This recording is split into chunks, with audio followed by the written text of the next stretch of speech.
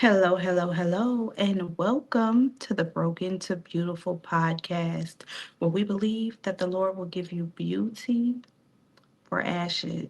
If you are new here, if you've ever felt unseen, unheard, not quite sure how to begin again, sis, this is your place. This is a safe space, okay? And if you've been listening, been tuning in, welcome back. We are on our new season where we talk all things beauty. And today, I have a special guest with me. We are talking about being beautifully unfinished, navigating grief, identity, and reinvention. My guest today, I'm excited to have Miss Heidi Goettsch, and she's a consultant, an author, and speaker. And she's here to share her incredible journey from infertility and pregnancy loss to near death birth experience. Heidi found healing, faith, and purpose, in which she now shares to uplift other women and couples navigating life's hardest season. So let's welcome Heidi to the show. Let's bring it back. Hi, Heidi. Hi, Jessica. Thank you so much for having me. Oh, thank you for coming. Oh my goodness. I'm so Happy to happy be to here. have you here. Yes.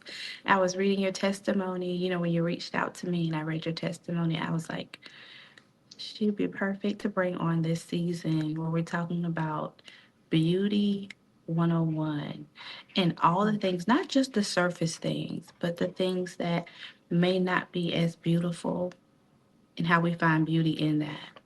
So Mm, very excited and happy to have you here. So yeah. let's just jump right in.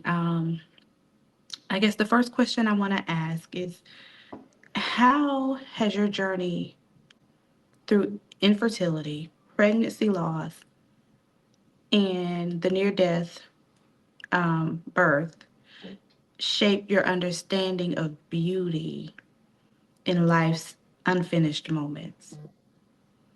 It's such a good question, Jessica. Yeah. When I was in the middle of infertility and pregnancy, starting our family, and then later when I nearly lost my life while giving birth to my son, there is nothing. It felt like nothing about those moments were beautiful. Right. They were raw, they were unfinished, Right. they were filled with grief and so much heartache. But it was through those moments that I did see glimmers.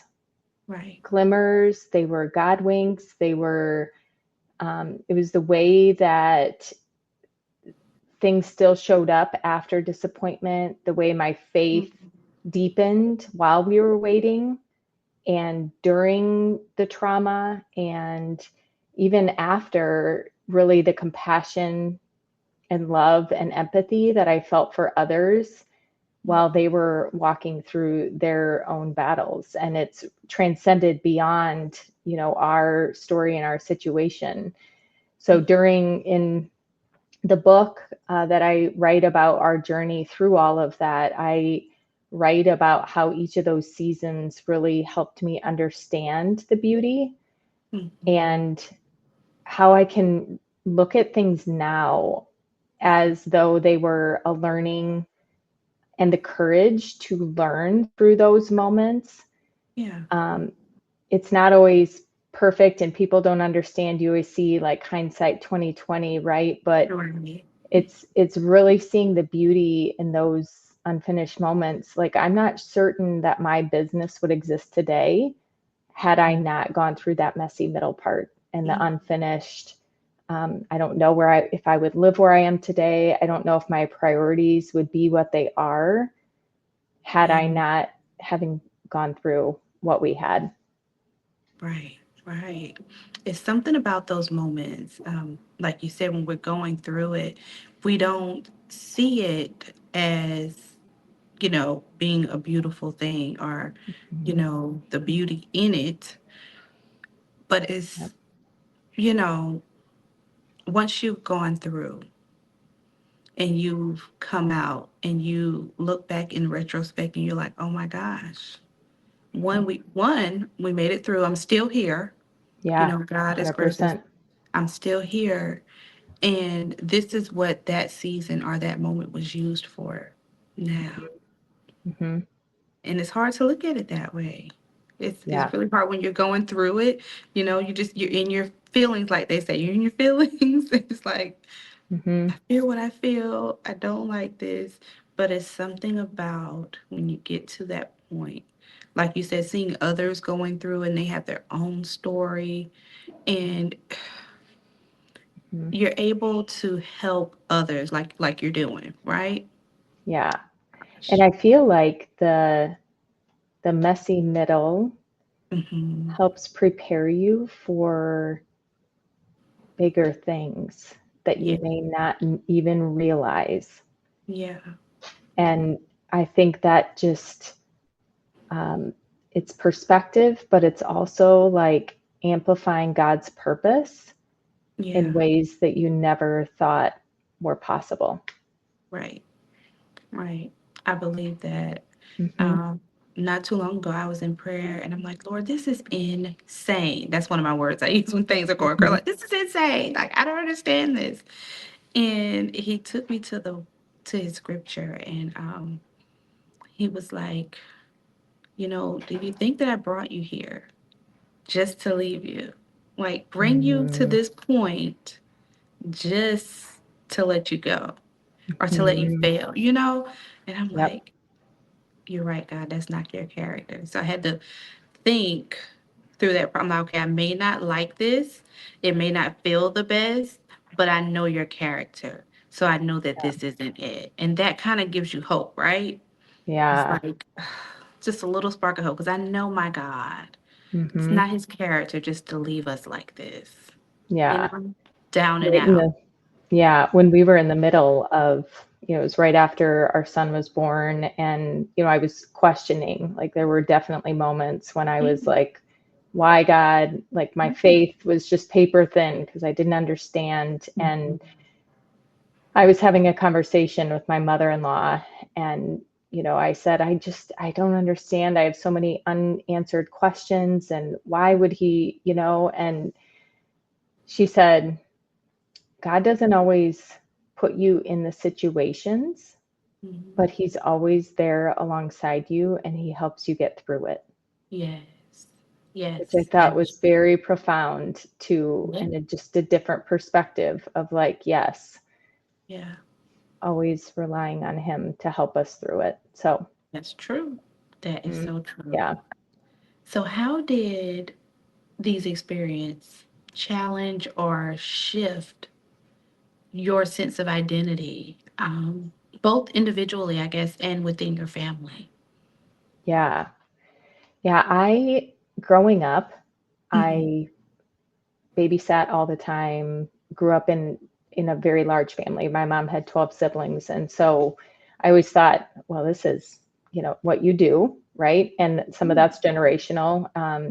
Have a family and maybe a big family, depending on, what's in the cards for you. And so I thought it was going to come by naturally. And I also tied my worth to, as a woman, to provide for my family, and that was through the gift of children. And so that was a very, very hard and trying time to have Yeah. threatened time and time again when I couldn't fulfill the role that I had imagined for myself. Now, some of that comes with that expectation of myself, the expectation of how I was raised, the expectation of seeing this beautiful picture, even social media and the images of what would come from being a mom, right? Right. Um, but I began, as we went through that, I started to shift, and my faith had a huge part in that of what is my identity, and my deeper faith started to take root. Yeah. My resilience, my capacity to love through the brokenness. Yeah. But as a young child, I felt like, right, I was only at the time in my 20s. And I feel like that is a lot to consume and shift when you're you're consumed by, I'm living this professional vision of ideal state and trying to get a family, right? Yeah. Like these, Correct. the melding of the two in your 20s. Mhm. And so, yeah, it definitely shifted through that. And I think my faith was at the core of that. And I Yeah. think for our family, it shifted how we view strength and how we handle strength. And Yeah. it wasn't about holding everything together perfectly, right? It was how do we lean on each other knowing that we handle this differently, and Right. how do we focus less on what we have accomplished and more on how we can show up for one another and create this relationship through the trauma that we're experiencing together. And it really does take you to this deeper realm of a relationship that is Yeah. very hard to understand and hard to comprehend and hard to relate to candidly when Right. um, having conversations. So, by sharing our story, it's really helped bring us together even furthermore because Spencer, my husband, was able to share his side of our story, which is just so beautiful and also allowed him to heal in the process. So, Mhm. yeah, Oh, good. it's definitely brought us closer together in a lot of ways. Right. Well, that's good. Oh my goodness. And that is amazing because some people don't have that testimony, right? Some Hmm. people's families are ripped apart by grief Yep. and, different loss, things of that nature. So that in itself is God's grace. That is amazing. Yep. And I know you mentioned how you perceived life to be, like you said, sometimes it's generational, right? It's what we see and what we know based upon how we were raised or how we grew up. We think, okay, this is how it has to be, and this is the perfect picture. And then life hits you, and you're like, wait, Hmm. maybe that isn't how my life is supposed to be. Or Yeah. maybe that's not it, you Hmm. know? I I have can think of, experienced. Hmm. yeah, I can think of so many parts of our story Yeah. Yeah. after our faith was deepened where we really did look for God winks to show us the plan. And it Hmm. became less about our expectations and more about following the path and understanding that He may have a different plan and He may pivot. And um, what that looks like, whether it was we were had unrelated to our situation, but we were trying to buy property in Yeah. a town that we were supposed to be moving to, and something came out from under us at the 12th hour, and then all of a sudden it opened up a new door, right? Wow. And just time and time again with our surrogate, with so many situations within our story that I Mhm. look at that I'm like, wow, it's just beautiful when you can be open to that surrendering and understanding Mhm. that it's not all going to play out as you had hoped, Yeah. perhaps. That in itself, like you said, opened to that surrenderance. Hmm. Because I myself had a moment, I was seeking God. I was at a place newly divorced, having to relearn who I am aside Hmm. from being married. I got married early. And I say early, I was what, 20, 21 when I got married. Hmm. And yeah, figuring out who I was outside of that, because like you said, I saw how or what I thought life should be like, right? Hmm. And when it didn't work out that way, I began to seek God, and He started to reveal things to me. And that's when He started, for lack of better words, like it was like a reprogramming of my mind. Hmm. Like, I have this for you. I can do this for you. It may not look like how you want it to look, but this is what I have for you. This is what I want for your life. Not Hmm. what Jessica wants, Yeah. but what I want. And Hmm. so when I surrendered to His will for my life and how He wanted it, it has been a journey. That's all I can say. Mm-hmm. It has been Yep. a journey. Nothing like I thought it would look like, Yep. but I'm grateful for it. And Yep. I can see now in the journey, because I'm still in it, Yep. is bringing out different, I guess, purposes in my life and where He wants me to be. So I'm grateful for it. But it's something in that surrender, saying, okay, Lord, this is what I thought, but what are you saying? There's Mm-hmm. another way to do this. Yeah. Yeah. And just reflecting back to you, like beautifully unfinished is life, right? And how our whole lives are unfolding before us. And we're never at the finish line, which is the joy that we get to live, right? We oh, Yeah. yeah. Mhm. One minute I think I have it figured out, and like you said, God will pivot, and you're like, Yep. "Wait, but Yep, I'm just working kidding. on this." He's like, "Nope, Yep. I'm You're getting retreating." too comfortable. Right. Yep. Right, right. Oh Yep. my goodness, I love it. So, like so what does it mean to be beautifully unfinished? And I guess how can women embrace that idea in the seasons of uncertainty when they don't know? How can they embrace that? Yeah. I think to me, beautifully unfinished is allowing ourselves the opportunity and giving ourselves grace to exist in the in between. Just Yeah, as you talked about embracing that journey, and there's going to be ups and there's going to be downs in places where, life really hasn't worked out the way we'd hoped or with our expectations, or our story still feels like incomplete.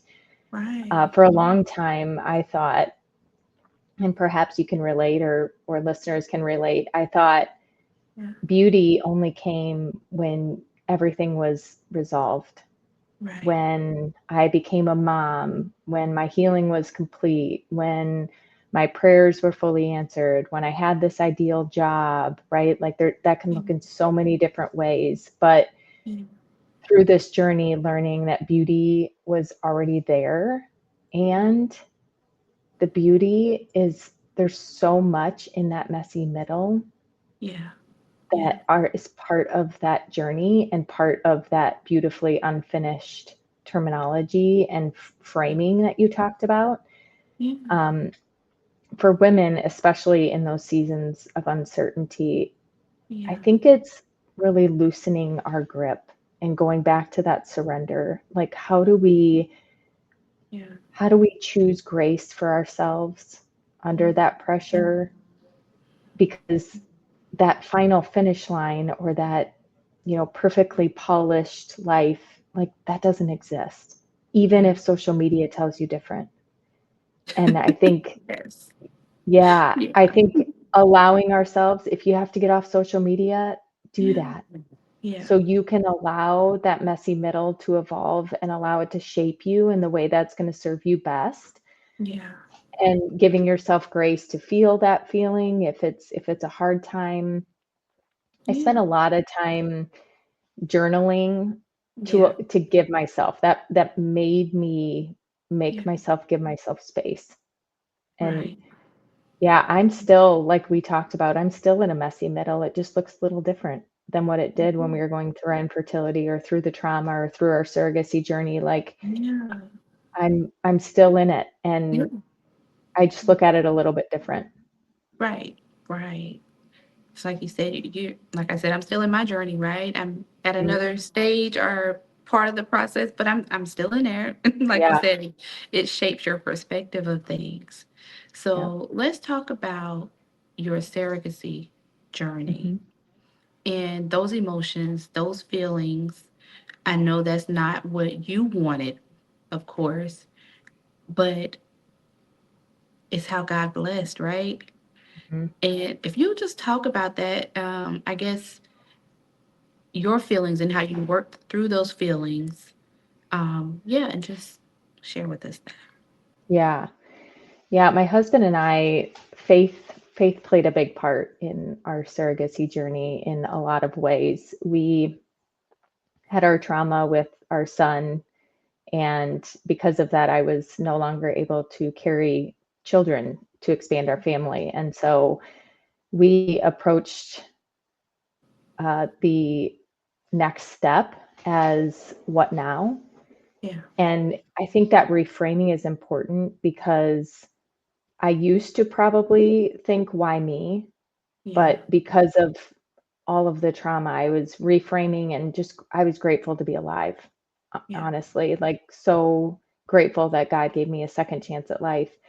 Yeah. And so, with that approach, the what now was okay, we have a couple paths we can take, Yeah. and let's start down the path of seeing, is it in our cards to have more Yeah. children via surrogacy?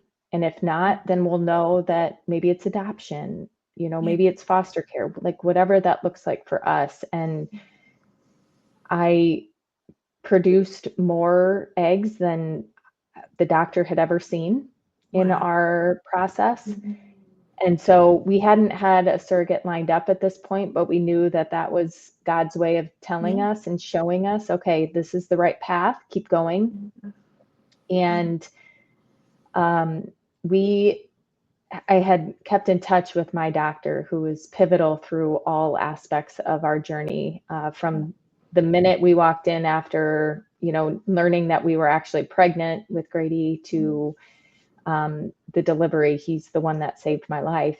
And so he had kept in touch with me and just saying, Heidi, I think more of a sanity check, like, how are you doing mentally? This is a lot to process. And he just, that's the compassion and care that he exhibited through all the aspects of our journey. Yeah. And he had said, if this is the path, I will keep my ears out. I would recommend, he provided me a few resources. And 2 weeks after that appointment, he called and left me a message. And I remember exactly where I was, exact time. And he said, I have a couple that was in my office. I have worked with them before, and she's been a surrogate before, but she didn't know anyone that needed her services. So she had brought in paperwork to go to the East Coast to be a surrogate for an agency on the East Coast. But I asked her if she would be open to meeting someone Yeah. in the Midwest where we lived. And sure enough, it was a match made in heaven. Mm. Um, I didn't know if I would be able to trust someone, Right. but when you know, you know. And we had interviewed several other couples, and this was just a wink from God. Like, Yeah. yep, it was that feeling, that intuition, right? I rely a lot on my gut to tell me, Yeah. like, God, speak through me, like, Yeah. tell me the right way. And Yeah. it was definitely one of those moments that he shared with me, like, yep, this is it. So Mm. yeah. That is so good. Oh my goodness. Yeah. I know when we have those moments, right? Like I said, just before, when it doesn't look like how we would perceive it, just being open, like you said, trusting your gut feelings and asking God, is this it every step of the way? That in itself is just, like you said, faith. Hmm. Because it takes faith to step out and say, okay, this isn't what I thought. And Yep. then after the faith comes the trust. Lord, I trust you to show me what's next, how I need to go, what do I need to do. And He's so just and He loves us so much that He's going to do that. He's going to direct you, but you have to trust Him to do it. Hmm. You know, you have to Yes. trust Him to do it. Yep. I know my own personal testimony, not to your extent, but I have three boys, right? And my youngest, so I had the first two natural, regular, normal birth. And then my baby boy, he was an emergency C-section. And At the time, I remember feeling I never suffered from postpartum depression. I'm always the girl that's like go go go go go. If I have to do something, I'm going to get it done. Let's go. Let's get it. I'm telling you, those first two burps, they may have spoiled me because I mean, I had them. Next thing you know, I'm up doing what I normally do. Nothing too crazy. Of course, I take my rest, but I'm up, maybe doing some light cleaning, taking care of my kids. But when I had the C-section, I wasn't able to do that. And that was also the first and only surgery I've ever had in my life. And Yes. so I'm recovering from that. And it's like I just broke down on the inside. I didn't talk about it a lot, but it's like I felt less of a woman because I could not naturally birth my child. And I Mm-hmm. mean, I was just, oh my gosh, I would cry. I would get up and cry because I needed assistance to get up out the bed, just to go to the restroom. Even having my baby, not being able to just pick up my baby. Someone had to hand him to me, and I'm like, it just broke me down. Mm-hmm. And so I know how it feels to have to do something different, right? Mm-hmm. Yeah. And yeah, trusting God with it because I was in the hospital room and I'm ready. Like I said, I've done this twice. I know how this goes, I'm like, I've Yep. done this twice. And the doctor comes in and she's like, no, we have to Mm. take him now, right now. The next thing you know, I'm flying down the hallways like one of those ER scenes on TV. You're in the bed just Yep. going down the hallway to the next surgery room. So Mm-hmm. yeah, yeah, yeah. And trusting God in that Yeah. moment, you know? Mm-hmm. Yeah, yeah, And it looks different for each one. And yeah, like yeah, I always felt guilty for the sadness that I felt, but yeah, yet there was like that element of gratitude, yeah, like this guilt of like you should be grateful, Heidi, that you have this or that you're here, but yet I was grieving on the inside and like just the processing of those dual emotions and the dual feelings, and that it's okay to exist in that space yeah, of processing both, right? Being grateful and sad at the same time. Like yeah, that is normal and that's okay. And I think that's an element, postpartum, that's an element that just does not get talked about a lot because right, it's lonely, and similar to infertility, it's lonely, and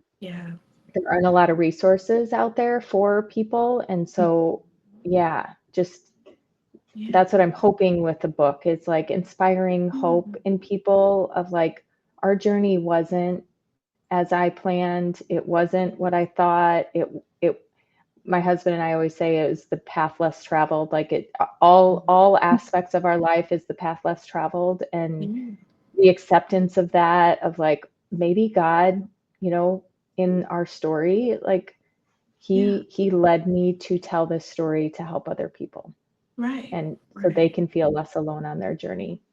That's true. You are Hmm. needed, especially in this area. Let's talk about, so I know in your book, but let's talk about, um, or can you just share some practical ways to process loss while staying open to personal reinvention and growth? Hmm. Or do you even think that's possible? Yeah. To, yeah, but like processing it, because I know you lived through it and I know it's in your book.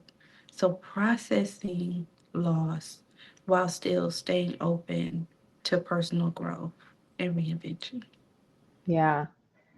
When you're walking through loss, it's so easy to believe that that you'll never be the same, right? In some ways that is true. You won't.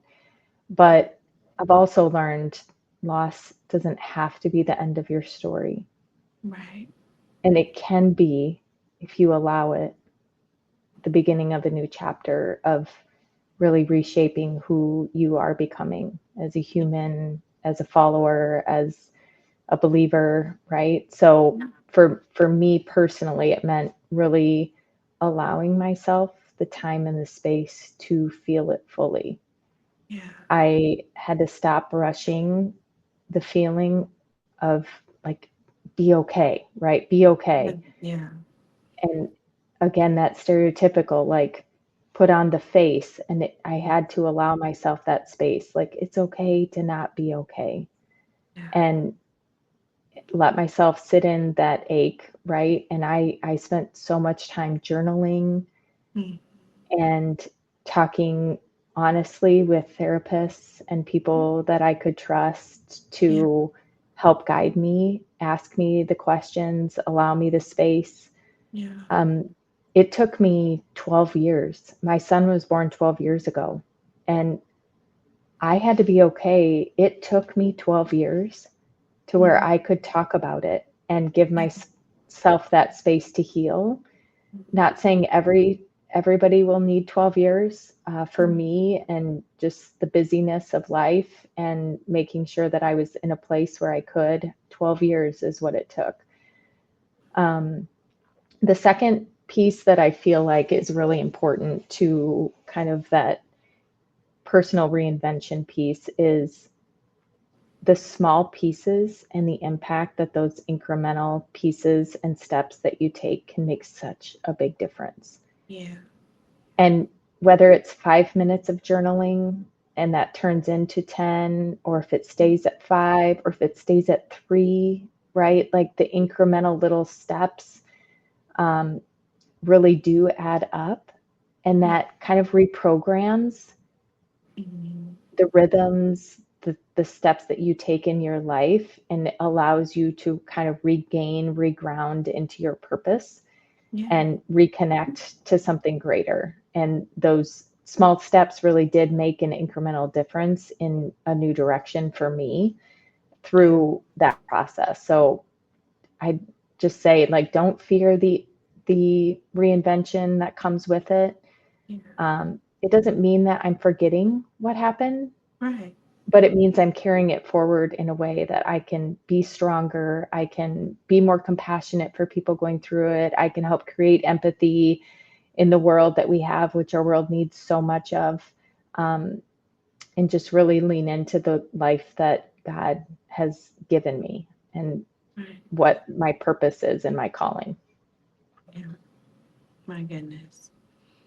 Yeah. So, one of the things you said is allowing yourself that space to feel what you're feeling.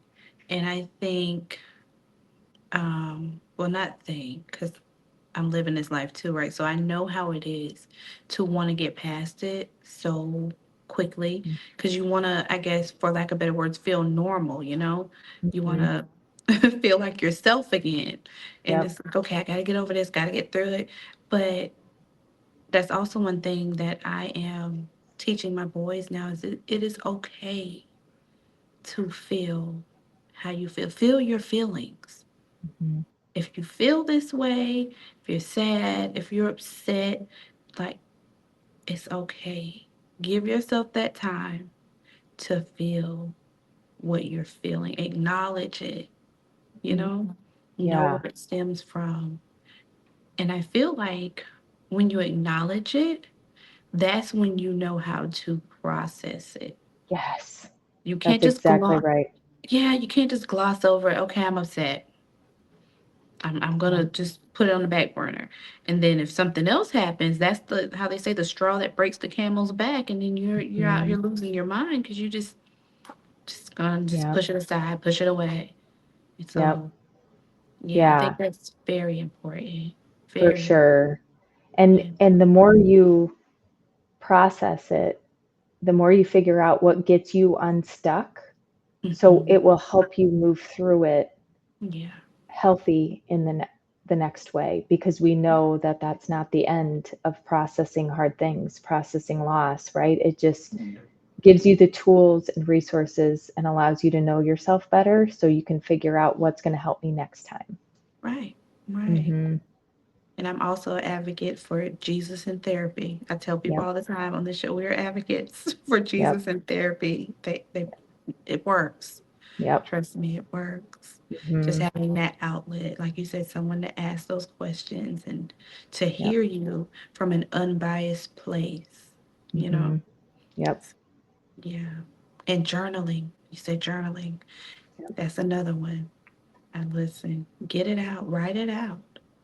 I Hmm. had my oldest son start him a journal, and he's so funny. He's in college right now, and he called me one day. He was like, "Ma, I did what you said, and I feel better." I'm like, Oh, just, good. just right." I'm like, "Just get it out, just get Yeah, it your mama out." heart's so proud. Yes, Right, I love that. Good. right. I'm like, "Okay, good." He was like, Yes.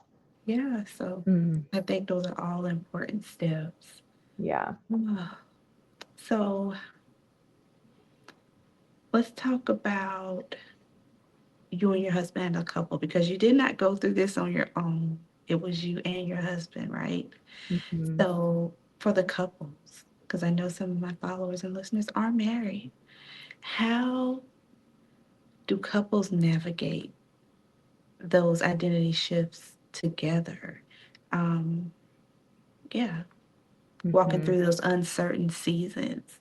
Can you just share some things that you and your husband might have discovered or learned to do together?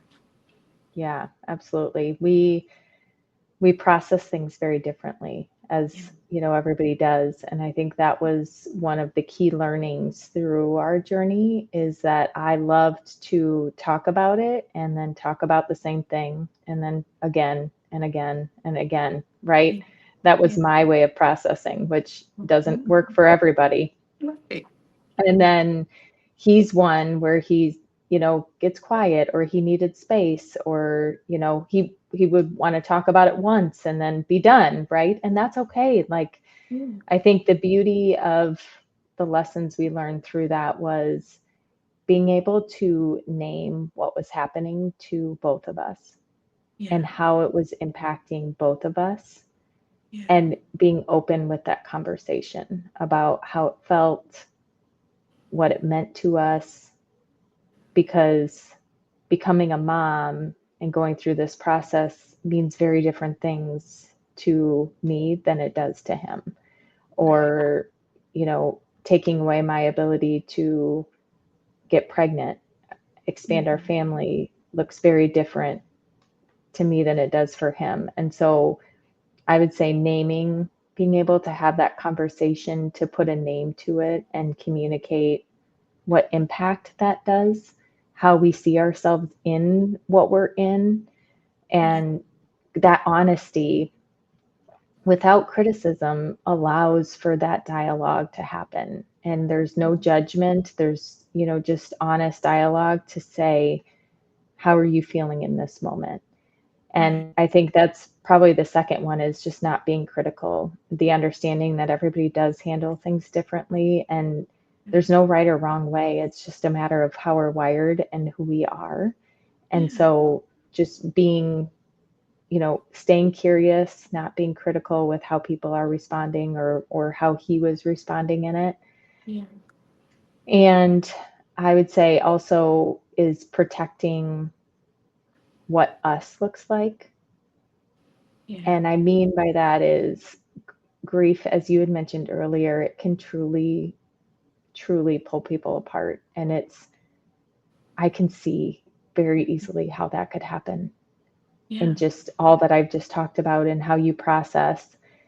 But finding certain rhythms, whether it's, you know, at night after we had Grady, our oldest, we would always meet, sit on our back deck. We loved that, being outside in nature and just connecting for a few minutes, like finding some rhythms. yeah, Being yeah, at church was very important to us, is very important to us. Like finding those rhythms where we find our pattern. yeah, And it's so hard with kids. It's so hard. And if you're trying to grieve with kids, like it just makes it even harder. but like Mhm. an intentional effort, which we're still a work in progress, right? Like our journey, our unfinished Yeah. beautiful is still there, right? Like Right. we're still working through it, going for Right. walks, whatever that looks like. But Yeah. yeah, I think those are maybe the key components that I feel like when I reflect on what elements really kept us strong and together, faith was pivotal Mhm. and really truly brought us closer to God through this entire journey. And Yeah. then everything else kind of filled in around it with the rhythms and the communication and the conversation. Yeah. That's good. That is so good. The importance of, well, first the faith, right? And the Mhm. importance of knowing, like you stated, that your husband is your husband, but he's also an individual and he has his own feelings and, like you said, processes things differently. And I guess from your perspective, being understanding of that, Mhm. Yep. so Yeah. that's amazing. And I think it's amazing that you two have each other through this. That is definitely God ordained. Mhm. Yeah. And we're seeing the fruits of it now, right? Yep. 'Cause- That's right. Yeah, because it could Mhm. have been another way. So we thank Yeah. God for Yep. that. Absolutely. Being able to understand each other during that process. It's a Yeah. blessing. So let's talk about being vulnerable, right? How does vulnerability play in discovering authentic beauty and resilience? Hmm. Vulnerability. Yeah. I mean, this is really the essence Yeah. of my book. I mean, this is the Yeah. doorway to connection, to resilience, to humanity, Yeah. allowing people in. I remember so many times on our journey, one in particular after Grady was born, and I was so lucky to be alive, and I was visiting with Dr. D's nurses after everything, and I was still very raw, and Yeah. there were so many tears shed with those nurses, and I was able to open up honestly because the trust was built and I could be vulnerable with them to share. And it just created such a deep connection to have that, like, a lifelong connection. I still connect with those people. Yeah. And it makes us real and human, right? We stop performing, like thinking we have to like meet other people's expectations, and we also empower others to be real with us. Yeah. And I think that's where our world is needs vulnerability. Our world needs those human connections, and Yeah. it's not necessarily social media. We don't need that comparison. Um, but it's not about perfection. It's Yeah. about the courage to be seen and what I call Yeah. the messy middle and Yeah. the ability to connect with people along the way. Yeah. That's so good. That is so good. You said the courage to be seen in the messy middle. That is so good because I know myself when it came down to vulnerability, that was not me. I had Mhm. built up a wall based off of past experiences, Yep. pain, hurt, being mishandled, being mistreated. And I built up this wall to where I was always the tough one, right? So Mhm. I wasn't allowing people in. I was just, nope, you're not getting in. Like, I don't need this and that. You're going to do the same thing that other people have done. So I built up this wall. And it wasn't until the Lord took me through a process where He was dealing with my heart and the heart issues. Mhm. And He started opening me up to one, His scripture, right? First Corinthians, about love. And He started basically just making me read that over and over until I got it, not only in my head, but in my heart. Mm. And that allowed me to see that what I thought was love, whatever ship it was, relationship, friendship, whatever, that this is what love is, and this is how we measure it by his word. And not just on the receiving end of it, but also me giving Mm. that to other people. And he started to deal with those heart issues that I had. And from then on, here I am. Like I'm on the show. Yes. Like, Yep. like you said, I, having the courage to be seen during yeah. this process and I, sharing with others, allowing people in. Yeah. What were you gonna say? yeah. I was just going to say, I can completely relate to your kind of what I say is the before and the after. Yeah. And I say that about the trajectory, the decision making, the priorities before my trauma Yeah. and after. And I would echo that with vulnerability right along with that. Like I used to be so closed and Yeah. just it was hard to let people in. And some of that is upbringing, experiential, right? There's so many things that contribute to that. Yeah. And then it shifted. Hmm. And It's like a I show. am, yep, I am Yeah. with you. I can completely relate to that. And I Yeah. have a very similar, yes, Yeah. It's almost like turning on the light switch, and I'm like, oh my yes, yes, gosh. yes, yes. God's It's so beautiful. good. Mm-hmm. Yes. So, I guess, what advice would you give women who feel stuck or incomplete in their journey, but want to embrace the beauty in the process? Yeah, I know what it feels like to be stuck. It Yeah. sounds like you too, Jessica, can relate to being stuck. And it's almost like I use the analogy in the book. It's like I'm standing still and Yeah. everyone else is on a moving walkway. And that visual just helps me like in my journey through infertility that was there, right? And loss and it just you felt incomplete. But what Yeah. I've learned is that this process in and of itself just has so much beauty within it. And so, what I would say to people that are stuck is be honest with the season you're in and name it. And Yeah. you don't have to rush past it or the disappointment or the grief that comes with that season that you're in. Yeah. There's so much power in saying, this is where I am right now Yeah.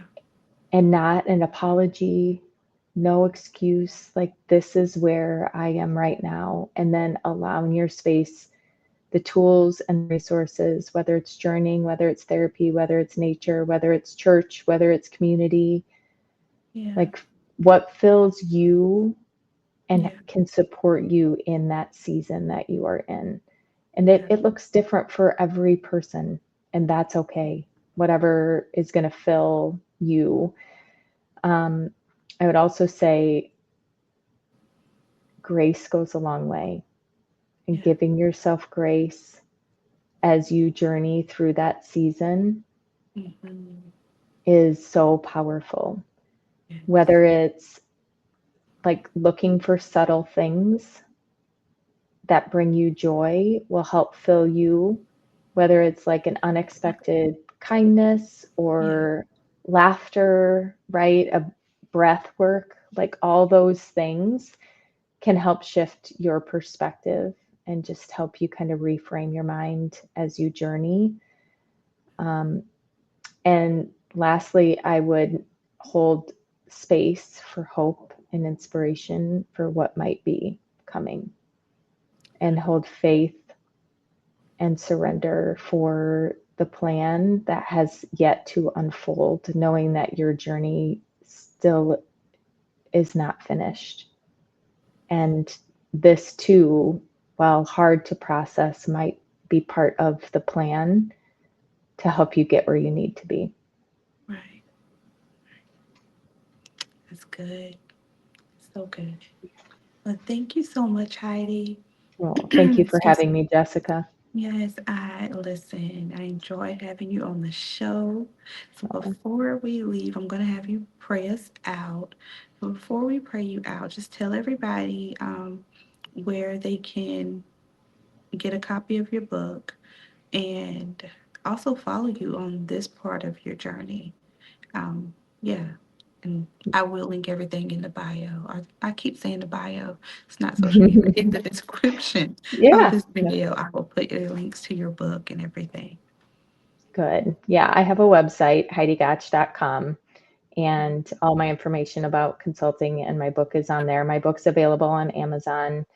I'm on the social media platforms, and I try to share kind of a behind the scenes look on uh, particularly Facebook, but Instagram as well, just to kind of share like still the messy middle and still figuring it out as I go now into parenthood. And there's a lot to be figured out, but learning along the way and journeying with people brings me joy because I know we're not alone in this. And hopefully it brings hope and inspiration to others as well.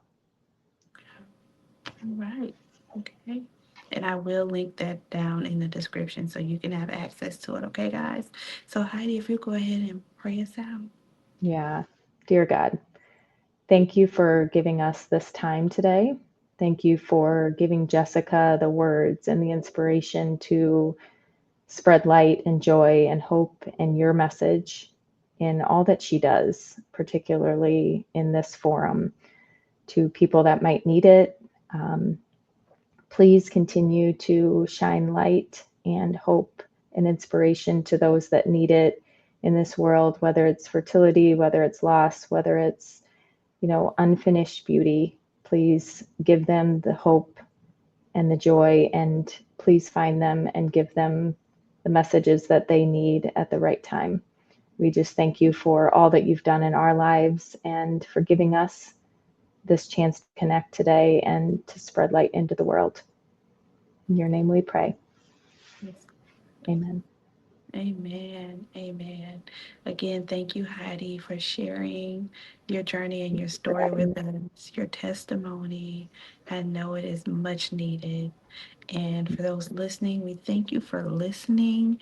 And don't forget to like, share, and subscribe. Until next time, remember that I love you. God loves you more.